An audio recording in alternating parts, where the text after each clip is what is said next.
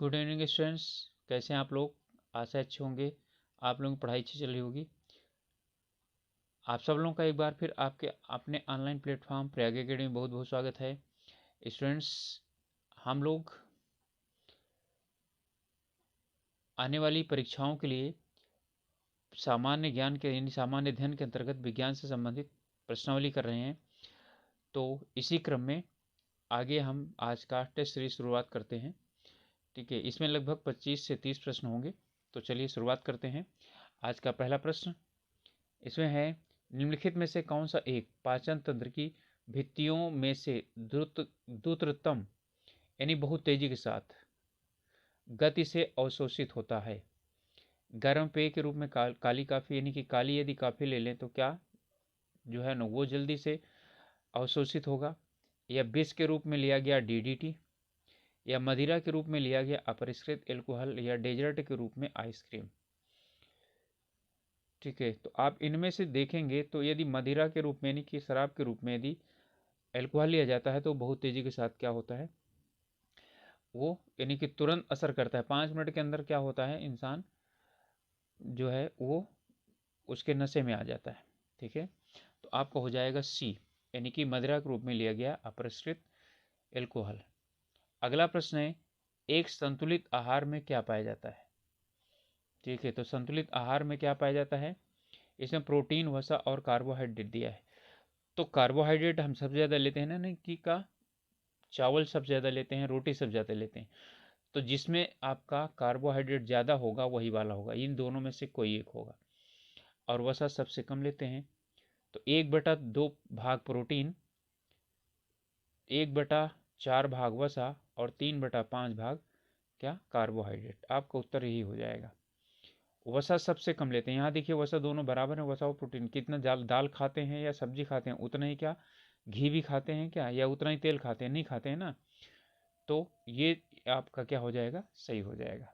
चलिए अगला प्रश्न है, जीवित प्राणियों के शरीर में होने वाली निम्नलिखित में से कौन सी एक प्रक्रिया पाचक प्रक्रिया है, यानी कि कौन सी एक प्रक्रिया क्या है पाचक के रूप में जानी जाती है। ये IAS का प्रश्न है। प्रोटीनों का अमीनो अम्लों में विघटन, यानी प्रोटीन का अमीनो अम्ल में यानी कि बदल जाना, ग्लूकोज का कार्बन डाइऑक्साइड और पानी में विघटन, या ग्लूकोज का ग्लाइकोजन में रूपांतरण, या अमीनो अम्लों का प्रोटीन में रूपांतरण। ठीक है, हम प्रोटीन तो लेते हैं ना, अमीनो अम्ल प्रोटीन के रूप में रूपांतरित नहीं होता। प्रोटीन लेते हैं और प्रोटीन जो है वो टूट करके यानी कि परिवर्तित होते हैं। तो इनमें कह रहा है कि कौन सी एक प्रक्रिया पाचन प्रक्रिया है जीवित प्राणियों में।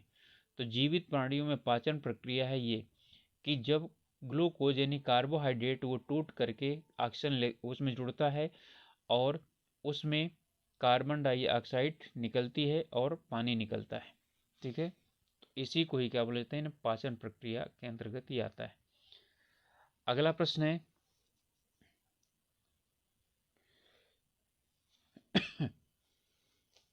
पित्त पाचक रस नहीं है। कथन है कि पित्त जो है वो पाचक रस नहीं है। पाचक रस का मतलब पित्त से पचने से कोई लेना देना नहीं है। पित्त में पाचक एंजाइम नहीं होते हैं।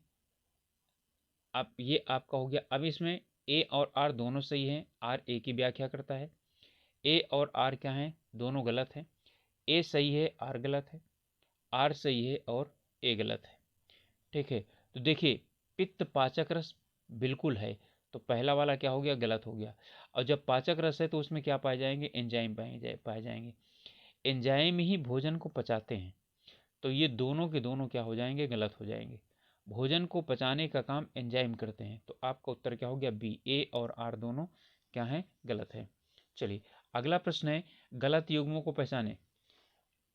रेनिन या कृत यानी कि कहाँ से कौन सा जो एंजाइम हो निकलता है। पेप्सिन पेट में, टाइलिन मुख में और ट्रिप्सिन आंत में। तो इसमें जो रेनिन है वो यकृत में निकलता है यकृत से। ठीक है, जो पित्तरस होता है उसमें पाया जाता है। टाइलिन मुख में निकलता है और ट्रिप्सिन आंत में निकलता है। पेप्सिन पेट में नहीं, पेट तो दूसरा चीज होता है ना। ठीक है, तो आपको उत्तर हो जाएगा बी। ये जो है ना गलत युग्म है, ये सुमेलित नहीं है। अगला है प्रत्यम्ल ठीक है। एंटासिड किससे राहत दिलाने वाली औषधियों में पाया जाता है? मतलब कि क्या है, एंटासिड अर्थात एसिडिटी को खत्म करने के लिए कौन से प्रयोग किए जाते हैं? तो एसिडिटी को खत्म करने के लिए नेत्र दृष्टि, ठीक है, तो नेत्र दृष्टि आँखों के लिए तो है ही नहीं है, मुंह से, ठीक है, यानी कि दिला पेट दर्द और सिर दर्द। एसिडिटी से, सिर दर्द से, मुंह से और नेत्र दृष्टि से कोई मतलब नहीं, सिर्फ पेट दर्द से मतलब है। तो क्या हो जाएगा, आपका उत्तर हो जाएगा पेट दर्द। यानी पेट दर्द से राहत दिलाने वाली क्या होती हैं, औषधियाँ होती हैं। वायु में प्रदूषक कार्बन मोनोऑक्साइड CO के अत्यधिक मात्रा में मोचन से मनुष्य के शरीर में, यानी कि कार्बन मोनोऑक्साइड यदि यानी कि ज़्यादा होती है तो मनुष्य के शरीर में क्या होता है, ऑक्सीजन आपूर्ति में कमी लाने वाली अवस्था उत्पन्न हो जाती है। यह अवस्था किस कारण उत्पन्न होती है? ठीक है, तो ये आप लोगों को जिनको पता है ठीक है, नहीं पता है मैं बता देता हूँ कि इसमें जो कार्बन मोनोऑक्साइड है उसकी जो रक्त में हीमोग्लोबिन है उसके साथ संयोग करने की क्षमता ऑक्सीजन से 300 से 400 गुना होता है। यानी जितने में एक ऑक्सीजन जुड़ेगा उतने में ये 300 जुड़ जाएंगे, 300 से 400 जुड़ जाएंगे। ठीक है, तो आप इसमें जो है ना, यानी कि जब ये जुड़ जाएगा तो शरीर में ऑक्सीजन की कमी हो जाएगी। ठीक है, तो कार्बन डाइऑक्साइड की मात्रा अब इसमें यहाँ है। चलिए अब जो आपका है इसमें उत्तर दिए गए हैं उन्हें देख लेते हैं। इसमें कह रहा है कि जो पहला उत्तर है आपका वो अंतर श्वसन में ली गई कार्बन मोनोऑक्साइड शरीर में पहुंचने पर कार्बन डाइऑक्साइड में रूपांतरित हो जाती है, ये बिल्कुल गलत है। कार्बन डाइऑक्साइड में रूपांतरित ही नहीं होती है, ये सीधा हीमोग्लोबिन से रिएक्शन करती है। अंतर श्वसन में ली गई कार्बन मोनोऑक्साइड की ऑक्सीजन की तुलना में हीमोग्लोबिन के प्रति कहीं अधिक बंधुता है, यही मैंने आपको बताया और आपको उत्तर यही होगा। ठीक है, यानी कि आसानी से क्या होता है, बन जाता है, लेकिन फिर जब शरीर के अंदर पहुंच जाता है तो वो कहीं एब्जॉर्ब नहीं किया जाता। ठीक है, इसलिए धीरे धीरे क्या हो जाता है, ठीक है, यानी कि ऑक्सीजन की कमी होती चली जाती है। यही कारण है कि बोला जाता है कि जो लोग पर्वतीय क्षेत्रों में होते हैं या कहीं पर भी हों, खिड़की और दरवाजे बंद करके घर के अंदर क्या नहीं लगाना चाहिए, अंगीठी वगैरह नहीं चलाना चाहिए। ठीक है, चलिए अगला प्रश्न है, निम्नलिखित में से कौन सा रुधिर के हीमोग्लोबिन के साथ अनुत्क्रमणीय संश्लिष्ट बनाता है? ठीक है, रुधिर के हीमोग्लोबिन के साथ क्या अनुत्क्रमणीय संश्लिष्ट कौन बनाता है? कार्बन डाइऑक्साइड, शुद्ध nitrogen, carbon monoxide, carbon dioxide और यानी कि हीलियम का मिश्रण। तो इसमें अभी अभी जो प्रश्न था वही वाला था। कार्बन मोनोऑक्साइड क्या बनाता है? अनुत्क्रमणीय संश्लिष्ट बनाता है। ठीक है, तो अनुत्क्रमणीय कार्बन मोनोऑक्साइड बनाता है, कार्बन डाइऑक्साइड नहीं बनाता है। कार्बन डाइऑक्साइड बाहर निकल जाता है सांस के साथ, जब सांस बाहर निकालते हैं हम तो फेफड़े में आने के बाद वो बाहर निकल जाता है। इनमें से कौन सा कथन गलत है? मानव फेफड़े में वायु विनिमय हेतु अत्यधिक सतह पाई जाती है। गलत कथन निकालना है। मानव में कंठ द्वार एपिग्लोटिस द्वारा ढका होता है। हीमोग्लोबिन O2 का वाहक है। O2 यानी ऑक्सीजन हीमोग्लोबिन के जो फेरस होता है से O2-1 की भांति क्या होती है, बन जाती है। ठीक है, अब इसमें गलत कौन सा है ये हमको बताना है। ठीक है, तो यहाँ पर मानव के फेफड़ों में विनिमय हेतु अत्यधिक सतह पाई जाती है, बिल्कुल, बहुत छोटी छोटी नलियाँ होती हैं वो सतह को बढ़ा देती हैं। कंठ द्वार एपिग्लोटिस के द्वारा ढका होता है। हीमोग्लोबिन इससे क्या होता है, वाहक होता है, लेकिन ऑक्सीजन जो है ना हीमोग्लोबिन के फेरस से O2-1 नहीं, ठीक है, ये O-2 की भांति क्या करता है, बंधता है। तो आपका उत्तर हो गया डी, जो गलत है। रुधिर व शारीरिक ऊतक के मध्य वायु विनिमय क्या कहलाता है? ठीक है, यानी रुधिर और शरीर के ऊतक के बीच में जो वायु विनिमय होता है वो क्या कहा जाता है? ध्यान दीजिएगा, रुधिर और शरीर के ऊतकों की, यानी कि जब ब्लड से यानी रक्त से ऊतकों में ऑक्सीजन जाता है और ऊतकों से निकल करके कार्बन डाइऑक्साइड बाहर आती है तो उसे क्या कहते हैं? बाह्य श्वसन, अंतः श्वसन, कोशिकीय श्वसन, या इनमें से कोई नहीं। तो ऊतकों में होने वाले श्वसन क्या कहा जाता है? कोशिकीय श्वसन कहा जाता है। ठीक है, तो अगला प्रश्न है,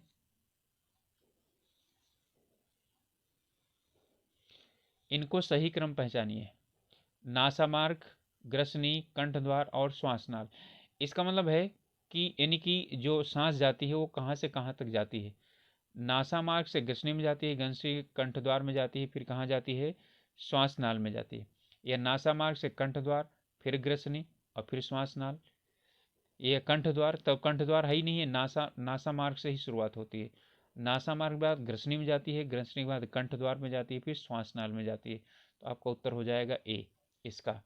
सांस जब हम लेते हैं तो उसकी बात कर रहा है। अगला कह रहा है कि ऑक्सीजन व कार्बन डाइऑक्साइड का व्यापन कहाँ होता है, यानी ऑक्सीजन और कार्बन डाइऑक्साइड जो है ये कहाँ पर परिवर्तित होते हैं, यानी कि अलग अलग होते हैं, कहाँ ली जाती है, कहाँ छोड़ी जाती है।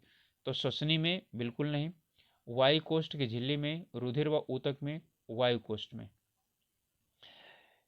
तो इसका क्या पर होता है, वायु कोष्ठ की झिल्ली में। और वायु कोष्ठ की झिल्ली कहाँ होती है, ये होती है फेफड़े में। वायवीय श्वसन के लिए निम्नलिखित में से कौन सा कथन गलत है। वायवीय श्वसन के लिए, तो वायवीय श्वसन का मतलब क्या हुआ कि जो वायु के उपस्थिति में श्वसन होता है, यानी ऑक्सीजन की जो है उसमें उपस्थिति में होता है, तो यह वायु की उपस्थिति में होता है। गलत कथन, इनमें अधिक ऊर्जा की आवश्यकता होती है, इनमें कार्बन डाइऑक्साइड निकलती है, या जीवाणु में होता है। तो इनमें गलत हमको निकालना है। गलत इसमें ये है, यहाँ वैसे ये दोनों हैं, ये वाला भी गलत है, ये वाला भी गलत है। ठीक है, इनमें अधिक ऊर्जा की आवश्यकता नहीं होती, इनमें अधिक ऊर्जा निकलती है। ठीक है, उत्सर्जित होती है, और यह जीवाणुओं में नहीं होता। जीवाणुओं में अवायवीय श्वसन होता है, वायवीय श्वसन नहीं होता है। ठीक है, यानी कि वायु के जो है जीवाणु जो है वो वायु की उपस्थिति में श्वसन नहीं करते हैं, क्योंकि उन्हें यानी कि वायवीय श्वसन वही करते हैं जिन्हें ऊष्मा की ज़्यादा आवश्यकता होती है। अगला है कोशिकीय श्वसन कहाँ होता है, राइबोसोम में, माइट्रोकांडिया में, अंतः प्रद्वीपी जालिका में, या लाइसोसोम में। तो माइट्रोकांडिया में होता है। कोशिकीय श्वसन कहाँ पर होता है, माइट्रोकांडिया में होता है, इसलिए इसे क्या बोला जाता है, इसे पावर हाउस बोला जाता है। ठीक है, तो इसे पावर हाउस यही कारण है कि बोला जाता है। अगला है कार्बन डाइऑक्साइड के लिए कौन सा कथन सही है। तो कार्बन डाइऑक्साइड वायु कोष्ठीय वायु में बाहर निकली वायु से अधिक है, वायु कोष्ठिक वायु में बाहर निकली वायु से कम है, वायु कोष्ठित वायु में अंदर ली गई वायु से कम है, वायु कोष्ठित वायु में अंदर ली गई वायु से अधिक है। इसमें कह रहा है कि कौन सा कथन इससे संबंधित क्या है, सही है। ठीक है, तो देखिए इसमें यानी कि वायु कोष्ठित वायु में बाहर निकली वायु से अधिक है। ठीक है, कार्बन डाइऑक्साइड क्या होती है, जो बाहर निकलती है उसमें काफ़ी अधिक मात्रा में कार्बन डाइऑक्साइड क्या होती है, पाई जाती है। ठीक है, एक प्रश्न हम लोगों का है, मुझे उसमें थोड़ा सा डाउट हो रहा है, और ये यानी कि उसे हम क्लियर कर लेते हैं। ठीक है, ये जो है, हाँ ये वाला है। ठीक है, अभी मुझको ध्यान आ गया कि शायद इसमें कुछ गड़बड़ी रह गई है। रुधिर और शारीरिक ऊतकों के मध्य वायु विनिमय को कहा जाता है, और श्वसन नहीं है, वायु विनिमय है, तो उसे हम बोलते हैं अंतः श्वसन, ना कि कोशिकीय श्वसन। अभी कोशिकीय श्वसन यानी कि पीछे आया था इसमें 232 में, तो उसमें जो है माइट्रोकांडिया में होता है। तो कोशिकीय श्वसन यानी कि माइट्रोकांडिया में जो होने वाला श्वसन है वो यानी कोशिकीय श्वसन कहलाता है। लेकिन यहाँ पर सिर्फ वायु विनिमय की बात कर रहा है, श्वसन की बात नहीं कर रहा है, इसलिए ये क्या होगा, अंतः श्वसन होगा। इसके लिए माफी चाहता हूँ। चलिए अगला प्रश्न है, मध्यपट संकुचित होकर में सहायता करता है, जबकि उदर पेशियों में संकुचित होने से में सहायता करता है। ठीक है, यानी ये श्वसन के लिए है। तो मध्यपट संकुचित का मतलब सिकुड़ करके, अंतः श्वसन और बहिःश्वसन, या बढ़ाव और संकुचन, या अंदर लेना बाहर जाना, और इसमें है कि श्वसन और पेशी संकुचन। तो इसमें कह रहा है कि जो मध्यपट है वो संकुचित होता है तो बढ़ाव होता है, और जबकि उदर पेशियों के संकुचित होने पर क्या होता है, संकुचन होता है। यानी उदर की जो पेशियां हैं वो क्या होती हैं, यदि संकुचित होती हैं तो फेफड़ा जो है वो संकुचित होता है। तो वायु क्या हो जाती है, शरीर में कम हो जाती है। अगला प्रश्न है, मानव हृदय का कौन सा प्रकोष्ठ पूर्णतया ऑक्सीकृत रुधिर को महाधमनी में से पूरे शरीर में भेजता है? ध्यान दीजिएगा, क्वेश्चन पूछ रहा है कि मानव हृदय में कौन सा प्रकोष्ठ पूरी तरह से ऑक्सीकृत जो रुधिर होता है उसे महाधमनी और पूरे शरीर में भेजता है? दायां लिंद, बायां लिंद, दायां निलय और बायां निलय। तो इसमें देखिए, जो ऊपर वाला भाग होता है वो क्या होता है, नीले होता है, ठीक है, और जो नीचे वाला होता है अलिंद होता है, और जो बायां वाला होता है, ठीक है, वही क्या करता है, महाधमनी से पूरे शरीर में भेजता है। महाधमनी बाएं निलय की तरफ निकलती है, तो आपका क्या हो जाएगा, बायां निलय, ठीक है, आपका उत्तर हो जाएगा बायां निलय। इसी तरह इसी कारण होता है किसी व्यक्ति को यदि कभी भी मतलब कि कोई हार्ट की प्रॉब्लम होती है तो उसे बाएं हाथ की तरफ उसका दर्द ज़्यादा होता है, ठीक है। अगला प्रश्न है, निम्नलिखित कथनों में से एक सही है? सभी धमनियां ऑक्सीजनित रुधिर ले जाती हैं, सभी सिराएं ऑक्सीजनित रुधिर ले जाती हैं, तो बिल्कुल गलत है। सिराओं में अनाक्सीकृत रक्त होता है और धमनियों में ऑक्सीकृत होता है, ठीक है, लेकिन सभी धमनियों में नहीं। अब कह रहा है फुफ्फुस धमनी के अलावा बाकी सभी धमनियों में ऑक्सीजन रुधिर ले जाती है, बिल्कुल यही सही है, ठीक है। एक ही ऐसी धमनी है जिसमें क्या होता है, अनाक्सीकृत रुधिर होता है। ये फुफ्फुस धमनी वो होती है जो हृदय से और फेफड़े में लेकर के जाती है क्या, अशुद्ध रक्त, ठीक है। इसमें ही सिर्फ क्या होता है, अशुद्ध रक्त, यानी अशुद्ध रक्त का मतलब होता है अनाक्सीकृत, ठीक है, जिसमें कार्बन डाइऑक्साइड युक्त रक्त ज़्यादा होता है, तो आपका उत्तर हो जाएगा सी। और इसी तरह से फुफ्फुस शिरा में ही हमेशा क्या होता है, क्योंकि फुफ्फुस शिरा क्या करती है, वो रक्त को फेफड़े से और हृदय की ओर लेकर के आती है, इसलिए उसमें हमेशा क्या होते हैं, ऑक्सीजनीकृत रक्त होता है, ठीक है। चलिए अगला प्रश्न है, कोलेस्ट्रॉल का असामान्य स्तर संबंधित होता है किससे? धमनियों का कठोर होना, सिराओं का कठोर होना, वृक्क स्टोन का निर्माण, यकृत सिरहोसिस, ठीक है। इनमें तो क्या है, ये दोनों नहीं होंगे, ना तो वृक्क से संबंधित है, किडनी से, और ना ही लीवर से, इन दोनों से संबंधित है। बस इसमें है कठोर कौन हो जाएगा, ठीक है। तो जब कोलेस्ट्रॉल बढ़ जाता है तो धमनियां क्या होती हैं, असामान्य रूप से कठोर हो जाती हैं, ठीक है। चलिए अगला है, निम्नलिखित में से किस विटामिन की कमी से खून का थक्का धीरे बनने की बीमारी होती है? तो विटामिन सी से स्कर्वी रोग होता है, विटामिन डी, ठीक है, रिकेट्स होता है, विटामिन ई और विटामिन के। तो अब यहाँ पर ई और के में क्या करिए, बताइए दोनों में कौन होता है? विटामिन ई की कमी से वंध्या नामक रोग होता है, यानी बांझपन का, और विटामिन के क्या होता है, खून जमाने का, खून का थक्का जमाने के लिए आवश्यक होता है। आपका उत्तर हो जाएगा डी। इनमें से कथनों में से कौन सा एक हृदय की ध्वनि से संबंधित नहीं सही है? यानी हृदय में जो संबंध यानी ध्वनि निकलती है वो किसके कारण निकलती है? हृदय की ध्वनियाँ हृदय के अंदर आंतरिक रुधिर बहाव के कारण होती हैं, या हृदय की ध्वनियाँ हृदय के बाहर बाह्य रुधिर बहाव के कारण होती हैं, अथवा हृदय की ध्वनियाँ हृदय के वाल्वों के खुलने और बंद होने के कारण होती हैं, या सामान्य ध्वनियाँ, ठीक है, मरमर कहलाती हैं। इनमें कह रहा है, इनमें से कौन सा एक क्या है, सही है? तो सही आपका क्या है, सी है। जब कपाट खुलता है और कपाट बंद होता है, ठीक है, उसके कारण उत्पन्न ध्वनि हृदय की ध्वनियाँ होती हैं। तो हृदय की ध्वनियाँ हृदय के वाल्वों के खुलने और बंद होने के कारण होती हैं, ठीक है, ना तो रक्त, क्योंकि रक्त तो पूरे शरीर में घूमता रहता है ना, आता रहता है जाता रहता है, उसके कारण ऐसा कुछ नहीं है। हृदय की धड़कन, इसमें कह रहा है हृदय की धड़कन को नियंत्रित करने में निम्न में से कौन सा खनिज आवश्यक होता है? तो कौन सा खनिज जो है हृदय की धड़कन को नियंत्रित करता है? पोटेशियम, गंधक, सोडियम और लोहा। लोहा तो बिल्कुल नहीं है, सल्फर भी नहीं है, ठीक है। अब सोडियम और पोटेशियम दोनों में से है, तो जो सोडियम है वो हड्डियों में पाया जाता है, पोटेशियम जो है ये रक्त यानी हृदय की धड़कन को क्या करता है, नियंत्रित करता है। तो आपका उत्तर हो जाएगा सी। अगला प्रश्न है, रुधिर वर्णिका के संबंध में निम्नलिखित कथनों पर विचार कीजिए तथा नीचे दिए गए कोट में से सही उत्तर चुनिए। इसमें लौह होता है, यानी इसमें लोहा होता है। यह रुधिर को लाल रंग प्रदान करता है। यह कुछ रोगों के प्रति प्रतिरक्षा प्रदान करता है और यह रुधिर में ऑक्सीजन का वाहक होता है। अब इसमें कौन सा सही है? ठीक है, रुधिर वर्णिका, रुधिर वर्णिका।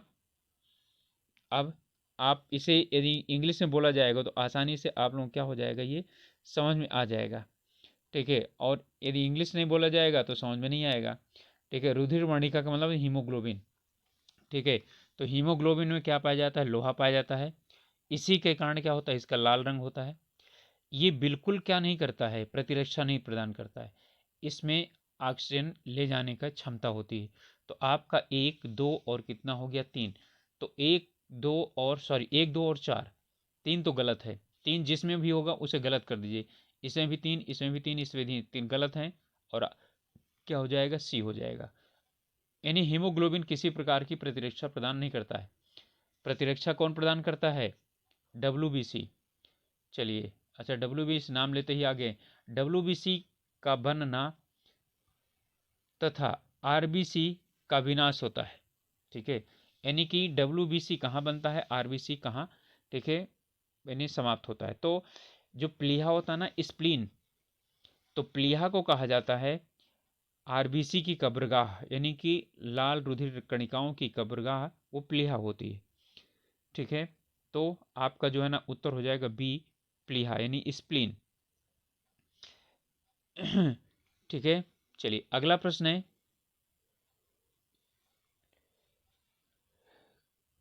जब एक व्यक्ति वृद्ध हो जाता है तो सामान्यतया उसका, ये इसके आएगा, सामान्यतया उसका रुधिर दाब क्या हो जाता है? घट जाएगा, बढ़ जाएगा, उतना ही रहेगा, नहीं बदलता रहता है? बदलता रहता नहीं है। ठीक है, उसका जो होता है रक्त दाब क्या हो जाता है? बढ़ जाता है, क्योंकि रक्त की मात्रा कम हो जाती है शरीर में, तो उसका रक्त दाब क्या हो जाता है? बढ़ जाता है। इसी तरह से रक्त दाब की मात्रा क्या होती है? बच्चों में भी क्या होती है? यानी कि काफ़ी ज़्यादा होती है। यानी कि ब्लड प्रेशर क्या हो जाता है? बढ़ जाता है, जब व्यक्ति की उम्र क्या हो जाती है? बढ़ जाती है। किस शारीरिक प्रक्रम में थ्राम्बिन का संबंध है? थ्राम्बोमिबिन, ठीक है, 3 तरह की होती है ना, जिन्हें हम प्लेटलेट्स भी बोलते हैं। तो पहला है RBC, दूसरा है WBC, तीसरा है प्लेटलेट्स या थ्राम्बोबिन। तो उत्सर्जन में, रुधिर जमाव में, वृद्धि में या प्रजनन में, तो किसके लिए जरूरी होता है? प्लेटलेट्स, रुधिर जमाव के लिए होता है। अगला है, रुधिर में हीमोग्लोबिन एक सम्मिश्रण प्रोटीन है जिसमें भरपूर मात्रा में पाया जाता है। तो भरपूर मात्रा में क्या पाया जाता है? लोह, रजत, तांबा या स्वर्ण। तो हीमोग्लोबिन में क्या पाया जाता है? जानते हैं आप लोग सब अच्छी तरह से, लोहा पाया जाता है। ठीक है, अगला प्रश्न है, एक वयस्क व्यक्ति की हृदय धड़कन दर क्या होती है? कितनी होती है? यानी कि हृदय की धड़कन दर कितनी होती है? 50 से 60 बार, 70 से 80 बार, 70 से 80 बार प्रति सेकंड, और यहाँ प्रति घंटा दिया है, ध्यान रखिएगा। तो प्रति सेकंड ही आएगा 70 से 80 बार, या प्रति मिनट। ठीक है, तो प्रति मिनट 70 से 80 बार। अब दोनों में से क्या कर लीजिए, इन्हीं में से चुन लीजिए। ये दोनों तो क्या हो गए, यानी कि 50 से 60 बार तो होता नहीं है, तो आप लोग जानते हैं 72 बार होती है। ठीक है, और कितने में? 1 मिनट में। तो प्रति मिनट 70 से 80 बार, आपका उत्तर यही हो जाएगा, प्रति मिनट 70 से 80 बार। अगला प्रश्न है कि मानव रुधिर, ठीक है, मानव रुधिर यदि अम्लीय, यानी जिसका पीएच मान कम हो जाए तो क्या होगा? ठीक है, यानी कि मानव का रुधिर क्षारीय होता है। ध्यान दीजिएगा, मानव का जो रुधिर होता है वो क्या होता है? क्षारीय होता है, बहुत कम क्षारीय होता है। तो यदि वो अम्लीय हो जाए तो क्या होगा? हीमोग्लोबिन की ऑक्सीजन वहन क्षमता बढ़ जाएगी, हीमोग्लोबिन की ऑक्सीजन वहन क्षमता कम हो जाएगी, RBC की गणना बढ़ जाएगी, या RBC की गणना क्या हो जाएगी? घट जाएगी। तो इसमें कौन सा होगा? तो इसमें आपका हो जाएगा, यदि वो अम्लीय हो गया, ठीक है, तो यहाँ पर हीमोग्लोबिन की ऑक्सीजन की वहन क्षमता क्या हो जाएगी? बढ़ जाएगी।